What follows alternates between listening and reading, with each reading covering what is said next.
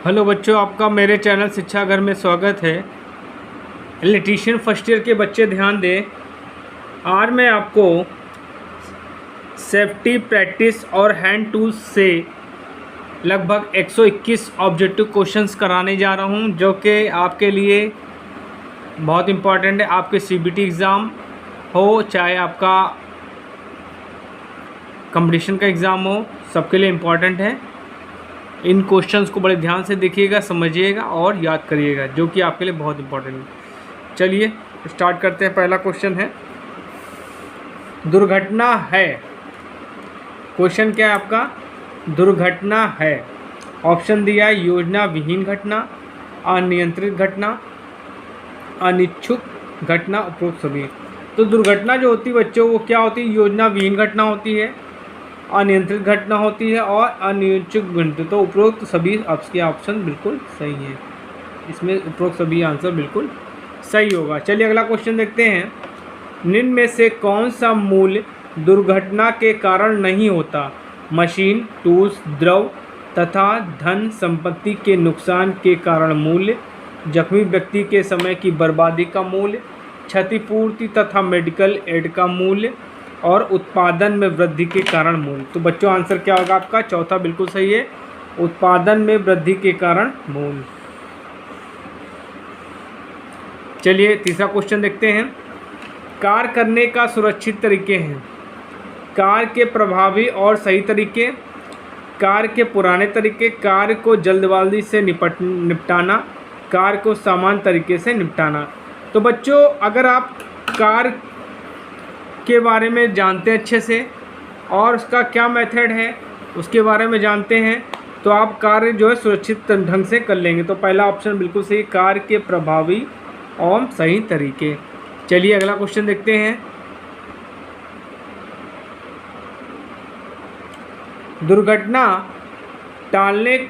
दुर्घटना को टालने का सबसे सही तरीका है पुराने तरीकों से कार्य करना, अपने तरीके से कार्य करना, कार्य मशीन तथा कार्यस्थल से संबंधित सुरक्षात्मक नियम की जांच करना, सुरक्षित उपकरण का उपयोग करना। तो बच्चों आपका थर्ड ऑप्शन बिल्कुल सही है, कार्य मशीन और कार्यस्थल के संबंधित सुरक्षात्मक नियम की जांच करना। मतलब कहने मतलब ये है बच्चों कि अगर आप कोई काम करने जा रहे हैं तो उस कार्य के बारे में आपको जानकारी होनी चाहिए, आपको उस मशीन के बारे में जानकारी होनी चाहिए और जहाँ पे आप कार्य कर रहे हो उस कार्य स्थल के बारे में जानकारी होनी चाहिए और उसके नियम के बारे में जानकारी होनी चाहिए, जिससे आप क्या हो सकते हैं, दुर्घटना को टाल सकते हैं। चलिए अगला क्वेश्चन देखते हैं। दुर्घटना की स्थिति में ग्रसित व्यक्ति को शीघ्र आराम करने को कहना चाहिए, दुर्घटना के बारे में पूछना चाहिए, देखभाल करनी चाहिए, बिना इलाज के किए स्वयं पर छोड़ देना चाहिए। तो बच्चों क्या होगा? कोई भी किसी के साथ दुर्घटना होगी तो उसकी हमें देखभाल करनी चाहिए, तो देखभाल करनी चाहिए, राइट आंसर। चलिए अगला क्वेश्चन देखते हैं। तेली सतह की सफाई होनी चाहिए, रुई के अवशेष से, पानी डालने से, लकड़ी के बुरादे से, कार्बन डाइऑक्साइड या रेत के छिड़काव से। तो बच्चों जहाँ पे आपका तेली हो, जहाँ चिकनाई हो, वहाँ पे हम लकड़ी के बुरादे का प्रयोग करेंगे। चलिए अगला क्वेश्चन देखते हैं, बहुत इंपॉर्टेंट क्वेश्चन है। आग संयुक्त रूप है ईंधन, रोशनी, ऑक्सीजन, ईंधन, ऊष्मा, ऑक्सीजन, ईंधन, ऊष्मा एवं कार्बन डाइऑक्साइड, ईंधन, रोशनी और नाइट्रोजन। तो बच्चों आपका जो आग होता है वो क्या होता है? पहले आपका आता है ईंधन, उसके बाद आता है आपका ऊष्मा, उसके बाद आता है आपका ऑक्सीजन। तो ये अगर तीनों नहीं होंगी, तीनों में से कोई भी नहीं होगा, तो आपकी आग नहीं प्रॉपर रूप से जलेगी। तो आपका दूसरा ऑप्शन बिल्कुल सही है। चलिए अगला क्वेश्चन देखते हैं।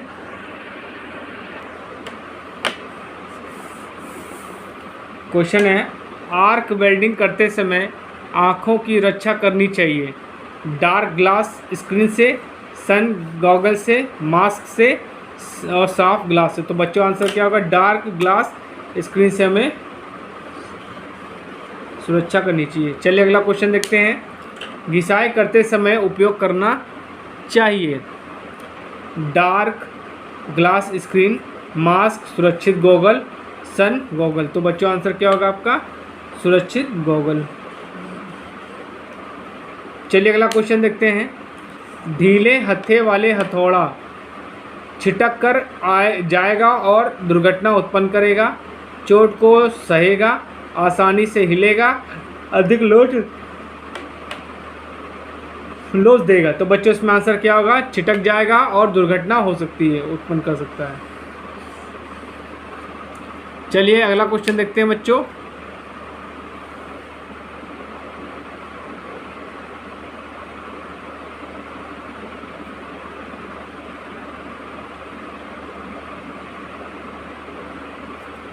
ट्राइस कार का विवरण दिया जाता है।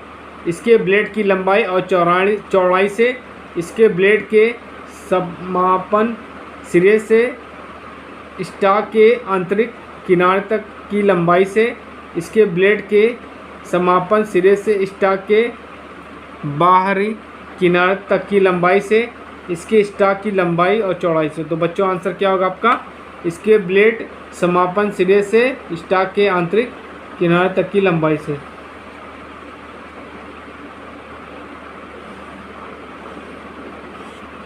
चलिए अगला क्वेश्चन देखते हैं।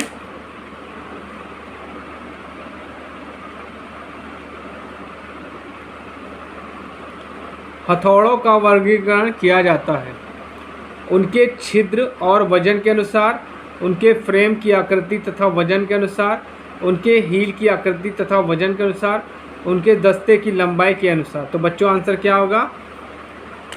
उनके फ्रेम की आकृति और वजन के अनुसार। चलिए बच्चों अगला क्वेश्चन देखते हैं। चपटी ठंडी छेनी को कर्तन धार को थोड़ा सा उन्नतोदर बनाया जाता है जिससे कि कर्तन में कम शक्ति लगे और इसकी धार जॉब में फंसे नहीं, धाता सुगमता से कट सके, चिपिंग कार्य सीधी रेखा में किया जा सके, इसकी धार चिपिंग कार्य में टूटे नहीं। तो बच्चों आंसर क्या होगा आपका? इसका आंसर होगा कर्तन में कम शक्ति लगे और इसकी धार जॉब में फंसे नहीं। चलिए अगला क्वेश्चन देखते हैं। छेनी बनाई जाती है उच्च कार्बन स्टील से, उच्च गति स्टील से, इस्पात को स्टील बोलते हैं, कास्ट स्टील से, टंगस्टन स्टील से। तो बच्चों क्या होगा? हाई कार्बन स्टील से छेनी बनाई जाती है। चलिए अगला क्वेश्चन देखते हैं। हेक्सा ब्लेड की दांतों की सेटिंग करने का मुख्य कारण है धातु कर्तन में घर्षण को घटाना, कुछ नहीं, उसके सुंदर आकृति प्रदान करना, अधिक चौड़ाई और गहराई के जॉब के कर्तन में सहायक होना। तो बच्चों आंसर पहला आपका बिल्कुल सही है, धातु कर्तन में घर्षण को घटाना। चलिए अगला क्वेश्चन देखते हैं। हेक्सा ब्लेड की लंबाई नापी जाती है 2 पिन छिद्रों के आंतरिक सिरों के बीच से, 2 पिन छिद्रों के बाहरी सिरों के बीच से, 2 पिन छिद्रों के केंद्र के बीच से, 1 पिन छिद्र के आंतरिक सिरे तथा दूसरे पिन छिद्र के बाहरी सिरे के बीच से।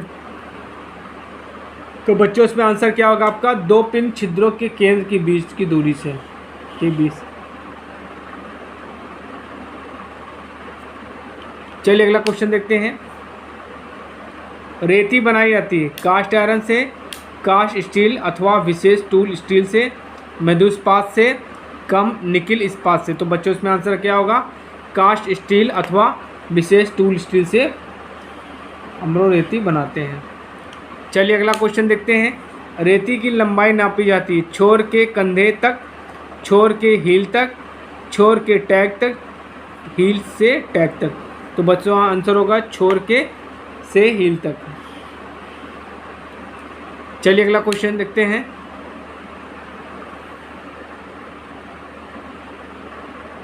एल्युमिनियम के एक टुकड़े से रेती बनाना है, किस प्रकार की रेती कट सबसे अधिक उपयुक्त है?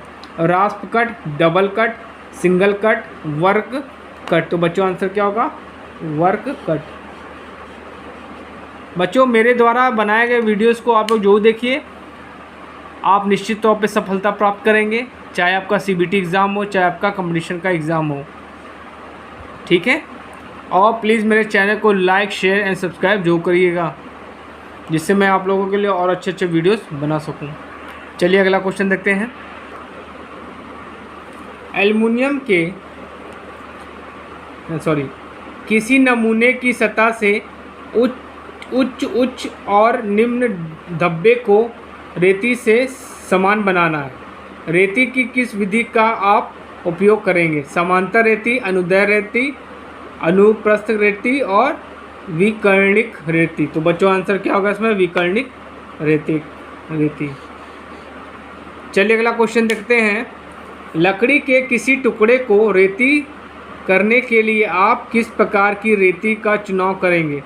रफ रेती, रास्प कट रेती, बास्टर्ड रेती, सिंगल कट रेती। तो बच्चों इनका आंसर क्या होगा? रास्प कट रेती। चलिए अगला क्वेश्चन देखते हैं।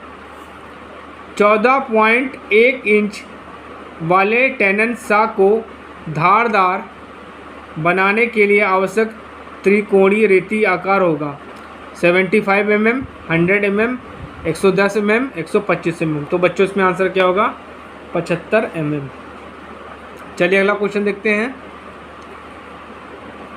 चित्र किस रेती का भाग दर्शाता है? चित्र में x से इंगित भाग क्या है? ये आपको बताना है कि ये आपको जो दिख रहा है x भाग, ये क्या है। ठीक है, को टैग कहते हैं, हैंडल कहते हैं, हील कहते हैं, शोल्डर कहते हैं। तो बच्चों इसको हील कहते हैं। चलिए अगला क्वेश्चन देखते हैं। ये आपको चित्र दिया गया है और उसमें पूछा गया ये किस प्रकार की रेती दी गई है। ठीक है, रास्प कट रेती, सिंगल कट रेती, डबल कट रेती, कर्व कट रेती। तो बच्चों इसमें आंसर क्या होगा? डबल कट रेती।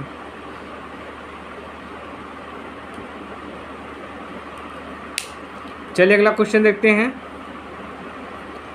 दांत की धारियां किस रेती की कट को निर्धारित करती हैं? जैसा कि चित्र में दर्शाया गया है।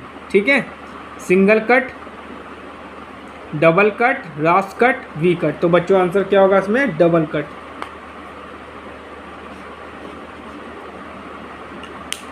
चलिए अगला क्वेश्चन देखते हैं। हेक्सा ब्लेड बना होता है, माइल्ड स्टील का बना होता है, स्टेनलेस स्टील का बना होता है, हाई कार्बन स्टील का बना होता है, उच्च स्पीड स्टील का बना होता है। तो आंसर क्या होगा? उच्च स्पीड स्टील का बना होता है। चलिए अगला क्वेश्चन देखते हैं। हेक्सा ब्लेड के दो आसन्न दांतों के बीच की दूरी को कहते हैं? ब्लेड्स की विशिष्टता, ब्लेड की पिच, ब्लेड की उपाधि, ब्लेड्स की आकार। तो ब्लेड की पिच कहलाती है वो। चलिए अगला क्वेश्चन देखते हैं। क्या होगा जबकि हेक्सा ब्लेड को कटिंग के दौरान हेक्सा फ्रेम में अधिक सख्त कसकर रखा जाए? ब्लेड मुड़ जाएगा, ब्लेड वैसा ही रहेगा, ब्लेड टूट जाएगा, ब्लेड का स्थान गलत स्थान है। तो बच्चों आंसर क्या होगा? ज़्यादा प्रेशर पड़ेगा तो क्या टूट सकता है। चलिए अगला क्वेश्चन देखते हैं। किसी हेक्सा ब्लेड के दांत का आकार उसके पिच से सीधे संबंधित होता है। पिच का विवरण कैसे दिया जाता है? हेक्सा ब्लेड की पूरी लंबाई के लिए 100 mm की प्रति लंबाई, 25 mm की प्रति लंबाई, 10 mm की प्रति लंबाई। तो बच्चों आंसर क्या होगा आपका? सी सही है, 25 mm की प्रति लंबाई। चलिए अगला क्वेश्चन देखते हैं। धातु शीट को काटने के लिए हेक्सा ब्लेड का कौन सा पिच उपयुक्त है? ठीक है,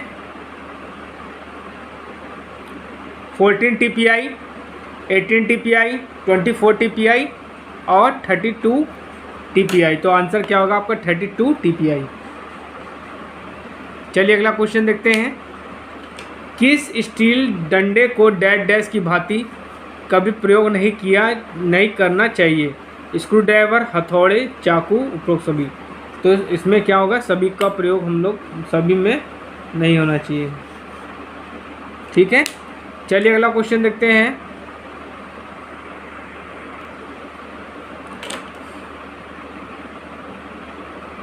वायर गेज डैश डैश को मापने के लिए इस्तेमाल होता है? तार की लंबाई, तार का क्षेत्रफल, तार का व्यास, तार के अवरोधों सतह की मोटाई। तो बच्चों वायर गेज जो होता है ये हम लोग इससे क्या करते हैं, तार का डायमीटर नापते हैं, कितने mm का तार है। चलिए अगला क्वेश्चन देखते हैं। सिरे के पास के छोटे तार व केबल को काटने के लिए प्रयुक्त औजार साधारणतः डैश डैश है? इलेक्ट्रीशियन चाकू, Karnik cutting plier, combination plier और कैंची। जो कर्णिक होता है इसको डायगोनल कटिंग प्लायर बोलते हैं बच्चों। कर्णिक मतलब डायगोनल कटिंग प्लायर। तो ये आपका आंसर सही है। चलिए अगला क्वेश्चन देखते हैं।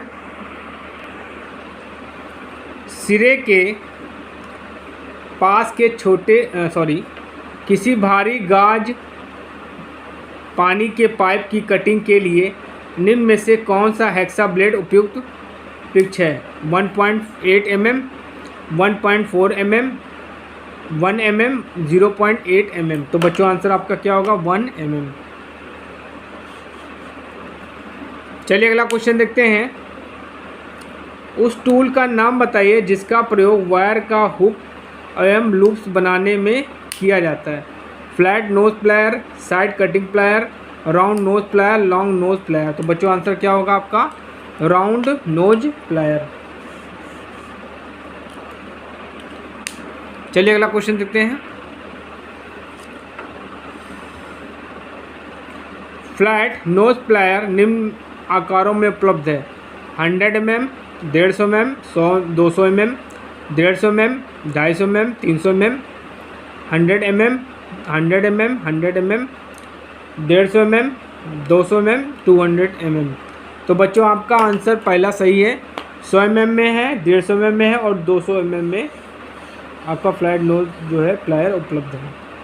चलिए अगला क्वेश्चन देखते हैं। फ्लैट नोज प्लायर का उद्देश्य क्या है? छोटी वस्तुओं को पकड़ने के लिए, चौड़ी पतली प्लेट को पकड़ने के लिए, तार से हुक्स व लूप्स बनाने के लिए, कटिंग को पकड़ने, मरोड़ने और खींचने के लिए। तो बच्चों आंसर क्या होगा, चौड़ी पतली प्लेट को पकड़ने के लिए। चलिए अगला क्वेश्चन देखते हैं। किसी छोटे जाब को काटने, मरोड़ने, पकड़ने और कसने के लिए किस औजार का उपयोग होता है? Side cutting pliers, flat knows plier, combination plier, round knows plier. तो बच्चों आंसर क्या होगा आपका, कॉम्बिनेशन प्लायर। देखिए कॉम्बिनेशन प्लायर इसलिए इसको कहते हैं कि इससे हम लोग कई काम यूज़ कर सकते हैं। अब क्वेश्चन ये दिया है कि आपको फिगर दिया गया है, इसमें से पूछा गया ये कौन सा प्लायर है। तो ये आपका क्या है बच्चों, ये कॉम्बिनेशन प्लायर है। क्या है ये आपका, कॉम्बिनेशन प्लायर है। आपको ऑप्शन दिए है round knows plier, long nose plier, diagonal cutting plier, combination plier. तो बच्चों आंसर क्या होगा आपका, कॉम्बिनेशन प्लायर। चलिए अगला क्वेश्चन देखते हैं। यहाँ आपको बच्चों एक चित्र दिया गया है और इसमें पूछा ये कौन सा टूल है। कॉम्बिनेशन प्लायर है, हैंड क्रिम्पिंग प्लायर है, साइड कटिंग प्लायर है, फ्लैट नोज प्लायर। तो बच्चों ये क्या है, हैंड क्रिम्पिंग प्लायर है। चलिए अगला क्वेश्चन देखते हैं। किसी हथौड़े का आकार इसके डैश डैश से निर्धारित होता है?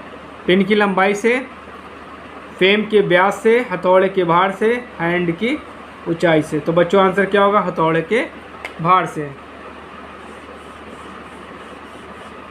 चलिए अगला क्वेश्चन देखते हैं बच्चों।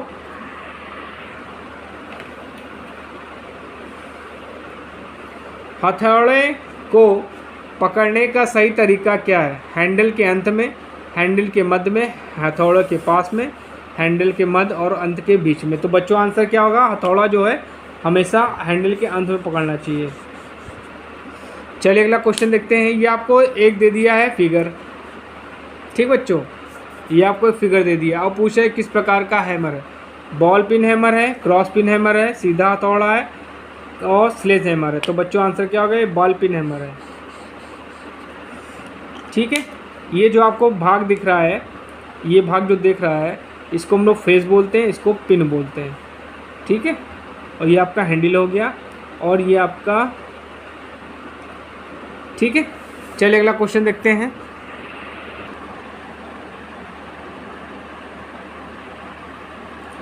ट्राई स्क्वायर की परिशुद्धता क्या है।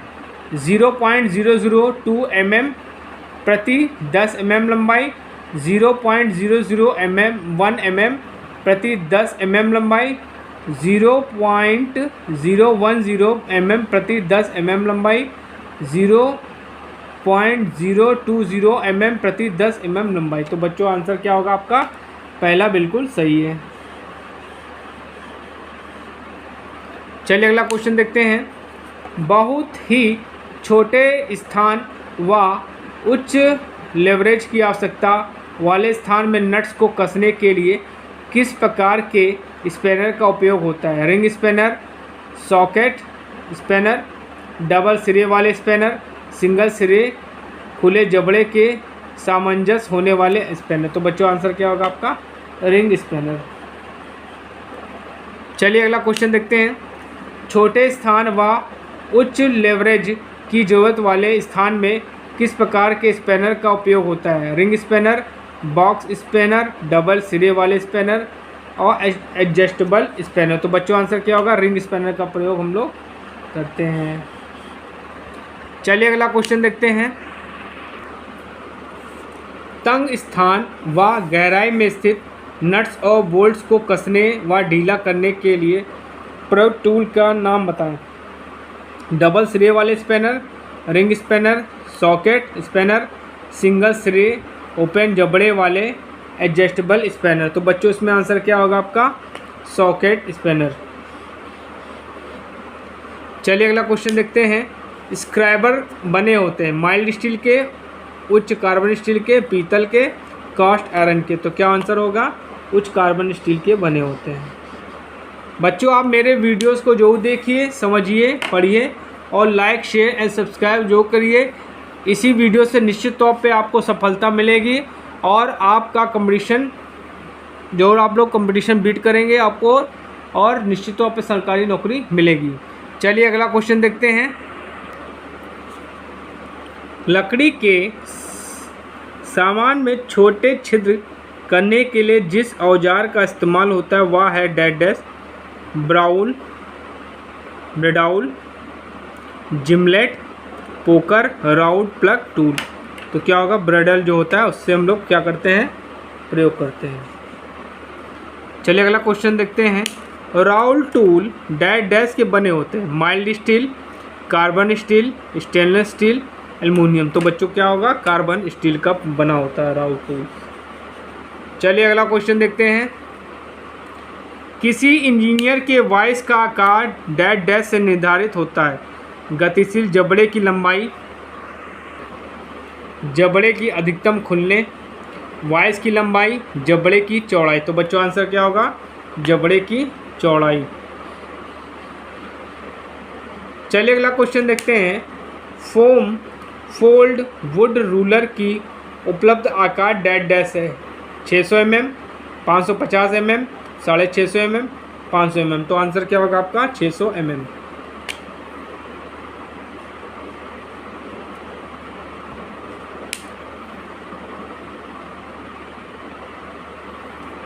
चलिए अगला क्वेश्चन देखते हैं।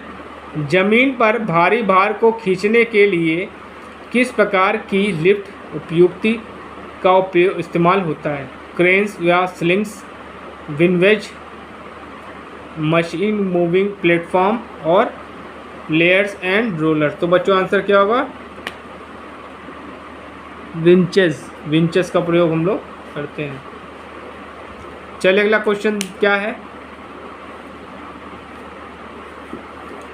वह कैसा कार्य है जिसके लिए फ्लैट कोल्ड चीजल का उपयोग उपयुक्त नहीं है। बड़े चौरस सतह से धातु हटाने में, जॉब्स के कोने को वर्गाकार बनाने में, कास्टिंग से अतिरिक्त धातु को उतारने में, वेल्डेड जोड़ से अतिरिक्त धातु उतारने में। तो बच्चों आंसर क्या होगा? जॉब के कोने को वर्गाकार बनाने में इसका प्रयोग हम लोग नहीं करते हैं। चलिए अगला क्वेश्चन देखते हैं। कोने को वर्गाकार बनाने के लिए आप किस प्रकार की रेती का चुनाव करेंगे? क्रॉस कट रेती, हाफ राउंड नोज रेती, डायमंड पॉइंट रेती, वेव रेती। तो बच्चों आंसर क्या होगा? डायमंड पॉइंट रेती। चलिए अगला क्वेश्चन देखते हैं। स्क्रू ड्राइवर का ब्लेड जिस द्रव से बना होता है उसका नाम बताएं। Tempered stainless steel, hardened and tempered mild steel, hardened and tempered soft steel, hardened and tempered carbon steel. तो बच्चों आंसर आपका चौथा सी है, hardened and tempered carbon steel. चलिए अगला क्वेश्चन देखते हैं। इलेक्ट्रीशियन द्वारा किस प्रकार का स्क्रू ड्राइवर इस्तेमाल होता है? Heavy duty screw driver, light duty screw driver, star tip head screw driver, लचकदार स्क्रू ड्राइवर। तो बच्चों आंसर क्या होगा? Light duty screw driver. चलिए अगला क्वेश्चन देखते हैं। नीचे किस प्रकार का स्क्रू ड्राइवर दिखाया गया है? Connecting screw driver, heavy duty screw driver, star screw driver, light duty screw driver. तो बच्चों आंसर क्या होगा इसका? Light duty screw driver. चलिए अगला क्वेश्चन देखते हैं। नीचे दिए गए टूल्स का क्या नाम है? पिन पंच, हेलो पंच, नट एक्स टेक्चर, बॉक्स स्पैनर। तो क्या होगा? हेलो पंच का ये फिगर है। चलिए अगला क्वेश्चन देखते हैं।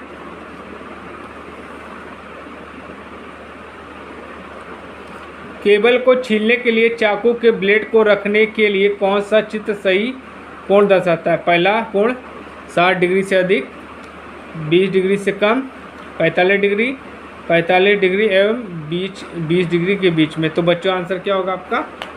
ये पहला सही है, ये आपका चौथा ऑप्शन बिल्कुल सही है। चलिए अगला क्वेश्चन देखते हैं।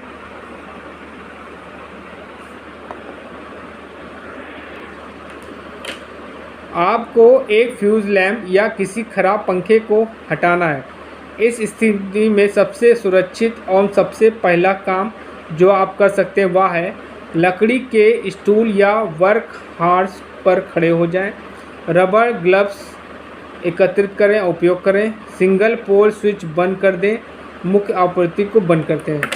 तो बच्चों आपको जब कोई इलेक्ट्रिक का कोई भी काम करना है, कोई लैंप बदलना है, कुछ भी बदलना है, तो पहले आप सप्लाई को बंद कर देंगे, सप्लाई को आप बंद करके काम करेंगे। चलिए अगला क्वेश्चन देखते हैं। जिंदा वायर के संपर्क आए किसी व्यक्ति को बचाने के लिए आपका पहला कदम क्या होगा? डॉक्टर को शीघ्र बुलाएंगे, उसके हाथ को पकड़ जिंदा वायर से उसे दूर खींचेंगे, जिंदा वायर से उसे अलग करेंगे, उसे हॉस्पिटल भेजेंगे। तो बच्चों पहले उसको हम कनेक्शन से हटाएंगे, मतलब उसको जिंदा वायर से जो होएगा उससे हम उसको अलग करेंगे, ठीक है। अलग करने के बाद वे बाकी सारे काम करेंगे। चलिए अगला क्वेश्चन देखते हैं। बहुत अधिक खून बहने की स्थिति में सबसे शीघ्र कार्य क्या होना चाहिए? जख्म को दबाए लगाएं, जख्म पर दबाव लगाएंगे, जख्मी को सीधे संपर्क ना करें, सख्ती से स्वच्छ पैड और बैंडेज लगाएं, जख्म पर ड्रेसिंग करें। तो बच्चों क्या करेंगे? पहले खून के बहाव को रोकने के लिए हम क्या करेंगे? उसको जख्म को कस के दबाएंगे, जिससे ब्लीडिंग जो होगी कुछ देर बाद रुक जाएगी। चलिए अगला क्वेश्चन देखते हैं। छाती व पेट में जख्म जलने से पुनः होश में लाने के लिए कृत्रिम श्वास की विधि का नाम बताएं। होलगेन नेल्सन विधि, शेफर की विधि, मुंह से मुंह की विधि, कार्डियक के रुकने के कारण होश में लाना। तो बच्चों आंसर क्या होगा? मुंह से मुंह की विधि, माउथ टू माउथ विधि मेथड। चलिए अगला क्वेश्चन देखते हैं।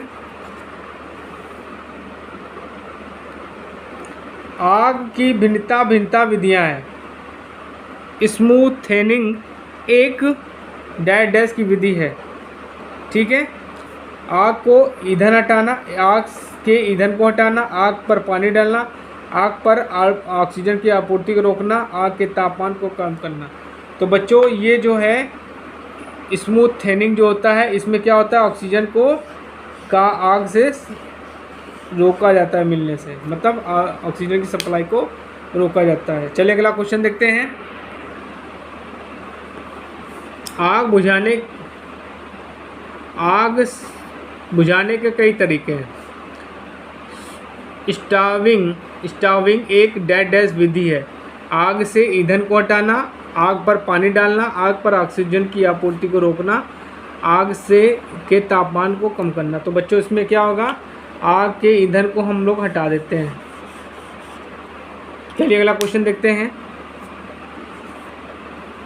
पीठ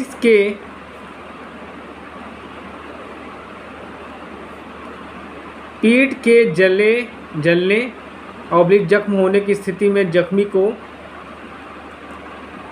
होश में लाने के लिए कौन सी कृत्रिम विधि उपयुक्त है? मुंह से मुंह की विधि, शेफर की विधि, नेल्सन की विधि, होल्गेन नेल्सन विधि। तो बच्चों आंसर क्या होगा, नेल्सन की विधि।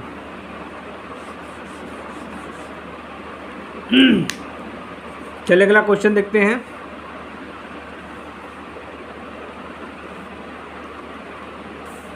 विद्युत उपकरण में लगी आग को बुझाने के लिए किस प्रकार की अग्निशामक का उपयोग करेंगे? पहला है फोम टाइप, हेलोन टाइप, जल से भरे हुए गैस कार्टेज टाइप, संग्रहित दाब वाटर फील्ड टाइप। तो बच्चों आंसर क्या होगा, हेलोन टाइप। क्या होगा, हेलोन टाइप। और जो बच्चों फोम टाइप होता है वो क्या होता है, वो उसका प्रयोग हम लोग क्या करते हैं, क्लास ए टाइप की जो आग होती है, वर्ग 1 की जो आग होती है उसको बुझाने के लिए करते हैं। ये आग जो होती है ये कपड़े पे लगी हुई आग होती है, कागज़ पे लगी हुई आग होती है, ठीक है। चलिए अगला क्वेश्चन देखते हैं। जिंदा विद्युतीय आग को बुझाने के लिए निम्न में से कौन सा अग्निशामक उपयुक्त है?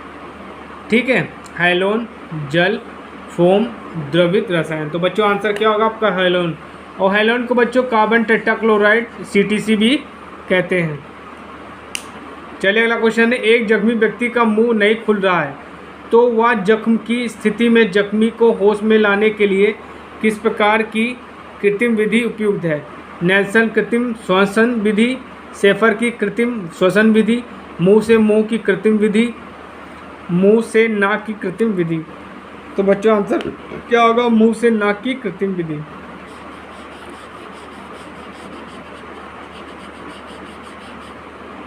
चलिए अगला क्वेश्चन देखते हैं।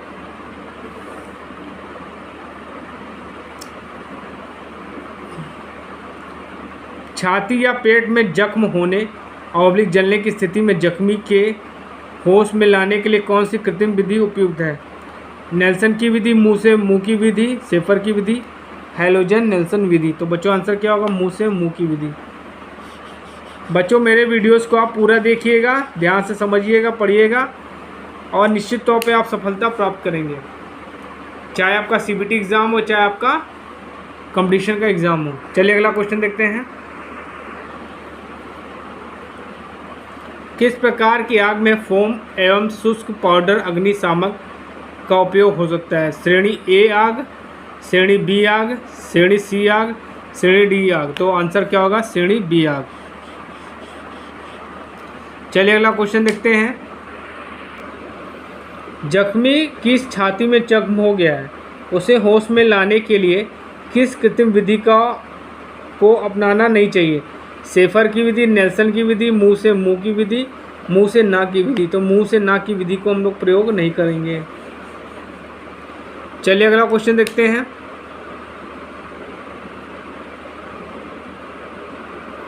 विद्युत आधारित आग को बुझाने के लिए किस प्रकार के अग्निशामक का प्रयोग नहीं करना चाहिए? हैलोन अग्निशामक, कार्बन टेट्राक्लोराइड अग्निशामक, और फोम अग्निशामक, शुष्क पाउडर अग्निशामक। तो जो इसमें आंसर क्या होगा, फोम टाइप अग्निशामक।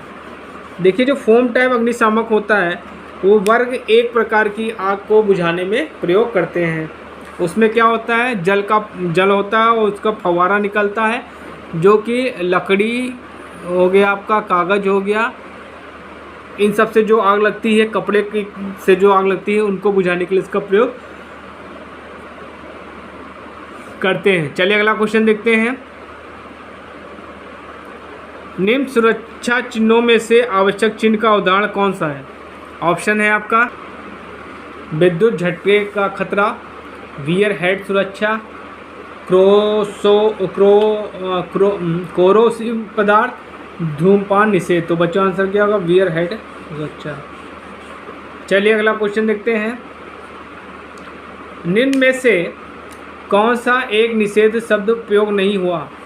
धूमपान और खुली ज्वाला, आग से ना बुझाएं, पदयात्री पार, नेत्र सुरक्षा का उपयोग करें। तो आंसर क्या होगा, नेत्र सुरक्षा का प्रयोग करें। चलिए अगला क्वेश्चन देखते हैं। निम्न में से कौन सा आवश्यक शब्द उपयोग नहीं हुआ है? पैर सुरक्षा का उपयोग करें, ठीक, पैदल पार, श्वसन सुरक्षा पहने, हाथ धोएं। तो बच्चों आंसर क्या होगा, पैदल पार।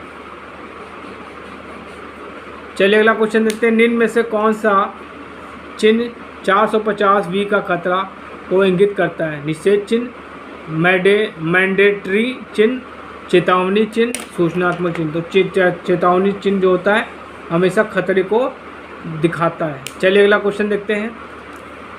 धूमपान निषेध को दर्शाने के लिए किस प्रकार आकृति उपयोग की जाती है?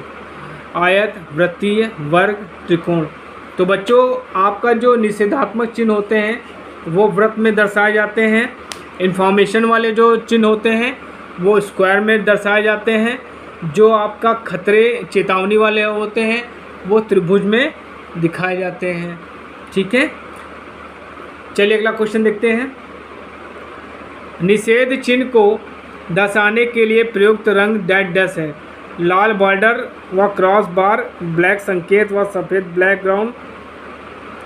लाल बॉर्डर व क्रॉस बार, काला संकेत व सफ़ेद बैकग्राउंड, काला संकेत। तो बच्चों आंसर पहला आपका बिल्कुल सही है, लाल बॉर्डर, क्रॉस बार, ब्लैक संकेत या सफ़ेद बैकग्राउंड। चलिए अगला क्वेश्चन देखते हैं। चित्र में श्रेणी डी की आग बुझाने के लिए सबसे उपयुक्त अग्निशामक यंत्र है? कार्बन टेट्राक्लोराइड अग्निशामक, फोम अग्निशामक यंत्र। तो बच्चों जो ग्रुप डी की जो आग होती है उसको बुझाने के लिए हम लोग कार्बन टेट्राक्लोराइड का प्रयोग करते हैं। तो कार्बन टेट्राक्लोराइड आपका बिल्कुल सही है। चलिए अगला को देखते हैं क्वेश्चन। देखिए अगला क्वेश्चन देखते हैं।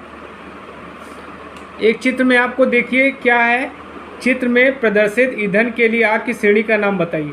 देखिए यहाँ पे आपको सिलेंडर दिख रहा है, तो सिलेंडर ये श्रेणी ए की डी की आग है, श्रेणी सी की आग है, श्रेणी बी की आग है, श्रेणी सी ए की आग है। तो जो सिलेंडर से जो आग लगती है बच्चों वो क्या होती है, श्रेणी सी की आग होती है, श्रेणी सी की आग होती है। और जो श्रेणी ए की आग होती है वो क्या होती है, कपड़े में लगी आग होती है, लकड़ी से अगली आग लगी होती है, कागज़ से होती है वो ए होती है। जो आपकी बी होती है वो डीजल से हो गई या केरोसिन से हो गई, पेट्रोल से हो गई, वो आपकी बी होती है, ठीक है। और जो डी होती है वो रसायन या कह सकते हैं इलेक्ट्रिक से लगी हुई आग होती है। चलिए अगला क्वेश्चन देखते हैं। चित्र में चेतावनी चित्र दर्शाया गया है, कौन सा संकेत खतरे की संभावना को दर्शाता है? पहला, दूसरा, तीसरा, चौथा। तो बच्चों आंसर पहला आपका बिल्कुल सही है। चलिए अगला क्वेश्चन देखते हैं। श्रवण सुरक्षा पहनने के लिए कौन सा आवश्यक चिन्ह चित्र में दर्शाता है? पहला, दूसरा और तीसरा। तो देखिए आप यहाँ पे क्या है, यहाँ ये आपका बिल्कुल सही है। चलिए अगला क्वेश्चन देखते हैं।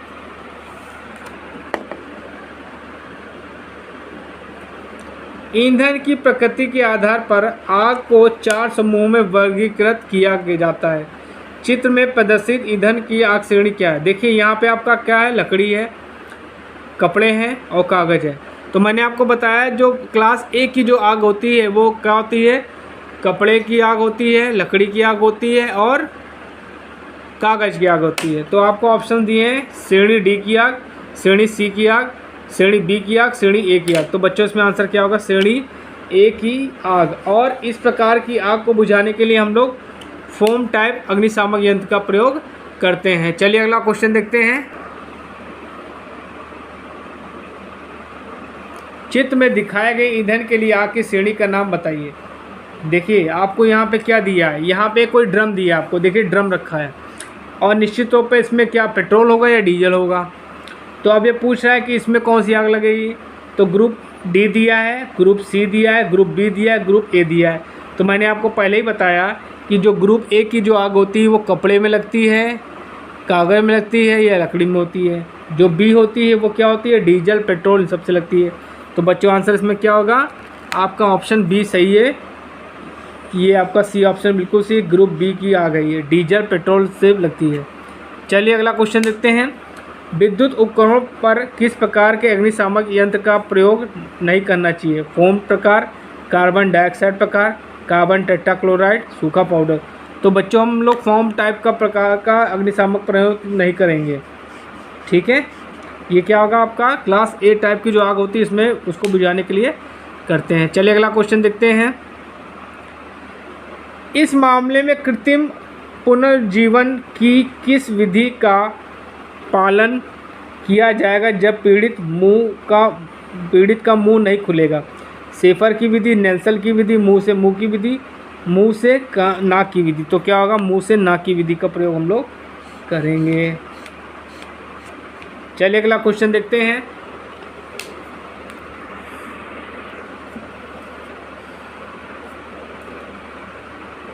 कृत्रिम पुनर्जीवन की कौन सी विधि पीड़ित के लिए उपयुक्त है जिसका मुंह कसकर बंद है? शेफर की विधि, मुंह से मुंह की विधि, नेल्सन की विधि, होलगन नेल्सन विधि। तो क्या होगा, शेफर की विधि। चलिए अगला क्वेश्चन देखते हैं। द्रवित गैसों द्वारा लगी आग को बुझाने के लिए कौन सा श्रेणी टाइप का अग्निशामक उपयुक्त है?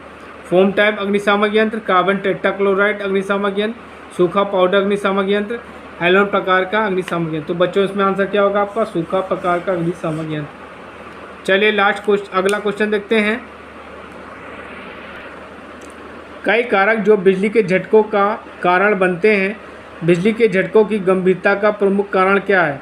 वोल्टेज का परिमाण और अधिक होना, करंट और संपर्क की अवधि परिमाण, निकाय के प्रतिरोध का परिमाण अधिक है, सर्किट की लोड करंट का परिमाण। तो बच्चों आंसर क्या होगा आपका, सेकंड बिल्कुल सही है।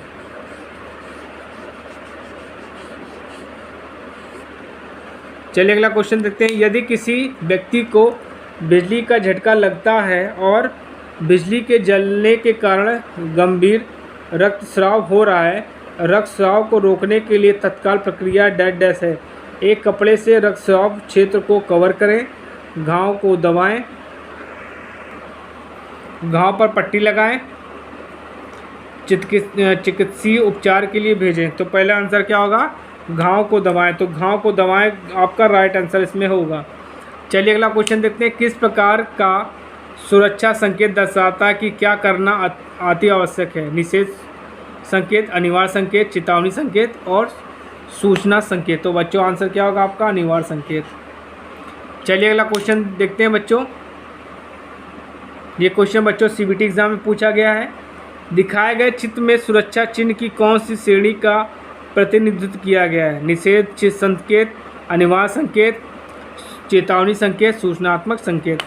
तो बच्चों सूचनात्मक जो संकेत होते हैं वो क्या होते हैं, स्क्वायर में होते हैं, ठीक है। जो निषेध संकेत होते हैं वो सर्किल में होते हैं, वृत्त में होते हैं।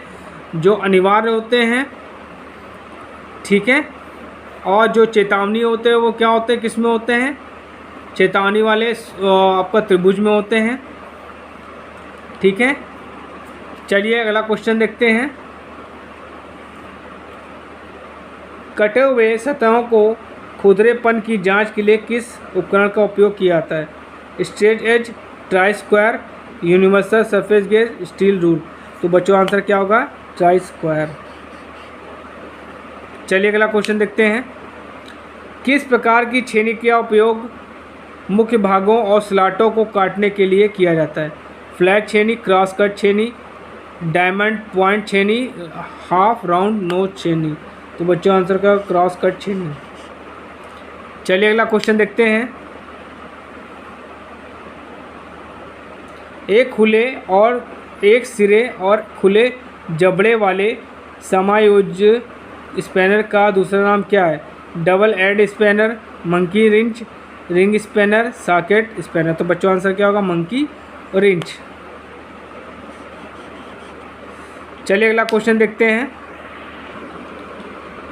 एक इलेक्ट्रीशियन के चाकू की धार जब तेज होगी तो डैश डैश जैसी दिखेगी। एक मोटी रेखा, एक अलग रेखा, एक पतली रेखा, एक कुंद रेखा। तो बच्चे पतली रेखा की तरह दिखेगी। अगला क्वेश्चन देखते हैं।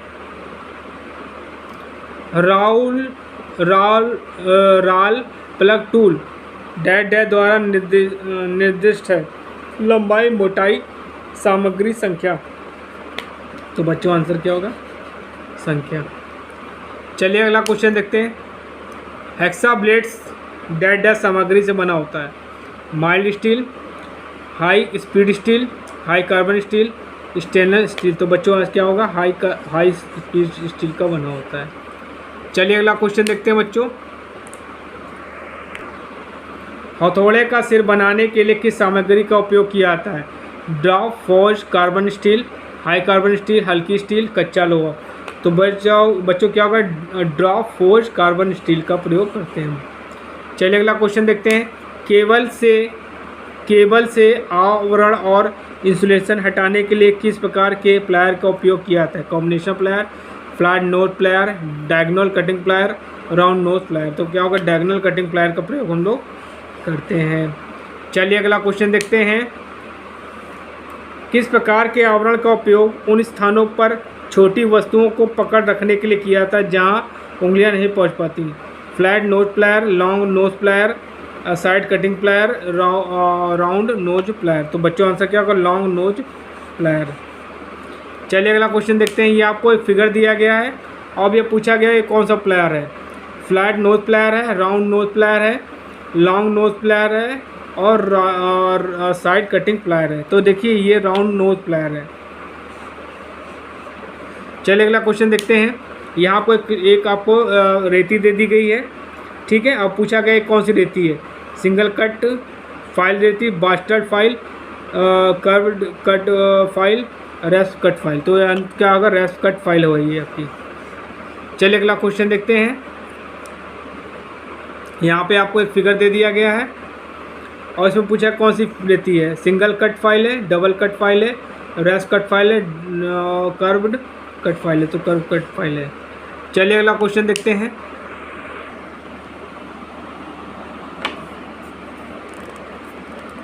देख क्वेश्चन है अगला। नर्म धातुओं को रेतते समय रेती के दांतों में सामग्री के छोटे कण भर जाते हैं। रेती को डैश डैश साफ किया जाता है, से साफ किया जाता है। पानी से धोकर, तनु अम्ल धोकर, लकड़ी पर रगड़कर, फाइल कार्ड का उपयोग करके। तो क्या आंसर होगा? फाइल कार्ड का उपयोग करके हम लोग। चलिए अगला क्वेश्चन देते हैं। ठंडी कोल्ड छेनी किसके द्वारा बनाई जाती है? Drawing, forging, rolling, pacing. तो क्या होगा? पेसिंग से बनाई जाती है। चलिए अगला क्वेश्चन देखते हैं। छेनी का क्रॉस सेक्शन आमतौर पर होता है षष्ठकोणीय, आयताकार, अष्टकोणीय, वर्ग। तो बच्चों आंसर क्या होगा? अष्टकोणीय होता है। चलिए अगला क्वेश्चन देखते हैं। इस टूल का क्या नाम है? Diagonal cutting plier, crimping tool, combination plier, wire stripper. तो क्या होगा आंसर? डायगोनल कटिंग प्लायर है। चलिए अगला क्वेश्चन देखते। इस टूल का क्या नाम है? Firm joint caliper, inside caliper, outside caliper, jenny caliper. तो बच्चों ये आंसर क्या आपका? जेनी कैलिपर है। ये क्वेश्चन आपका सीबीटी एग्ज़ाम में आया है। तो बच्चों आज मैंने आपको 111 लगभग 111 क्वेश्चन बताए हैं। इन क्वेश्चन को बड़े ध्यान से देखिएगा, समझिएगा, पढ़िएगा और मेरे चैनल को लाइक, शेयर एंड सब्सक्राइब जरूर करिए, जिससे मैं आप लोगों के लिए इसी तरह अच्छे अच्छे वीडियोस बनाता रहूं, आप लोगों की तैयारी करता रहूं और जिससे आप निश्चित तौर पे सिलेक्शन पाएंगे और अपनी लाइफ में सक्सेसफुल होंगे। Thank you.